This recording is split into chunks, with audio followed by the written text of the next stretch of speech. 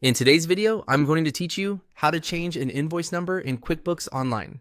By the end, you'll know exactly where to go and what to click so you can correct a typo, align with a numbering sequence, or match a customer's reference without creating confusion in your records. Start by signing in to QuickBooks Online. From the main workspace, move your cursor to the All Apps area to bring up more options. Hover over Sales and Get Paid to reveal the sales tools, then click Invoices. This takes you to your full list of invoices, where you can search, filter, or simply scroll to find the one that needs updating. Once you spot the invoice, select it to open the details. You'll see an overview with key information. To make changes, choose Edit Invoice. This switches the view into edit mode so you can safely update the fields you need. At the top of the invoice editor, look for the field labeled Invoice No.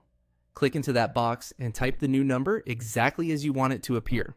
Take a moment to follow your company's numbering pattern, whether that includes prefixes, leading zeros, or a date-based format, so your records stay consistent.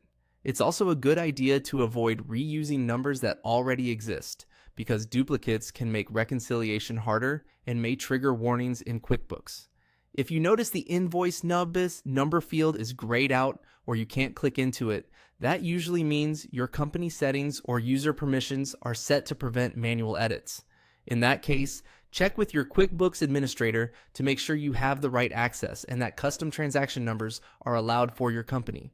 After you've entered the correct number, click Save. Saving confirms the change and updates the invoice in your list, keeping your audit trail intact. If you're planning to send the invoice later, save is all you need. If you're ready to send it right away, you can use your usual send options after saving. But for now, a simple save ensures the number is locked in. That's it. You hovered over All Apps, navigated to Sales and Get Paid, opened Invoices, selected the invoice, chose Edit Invoice, updated the invoice and saved your changes.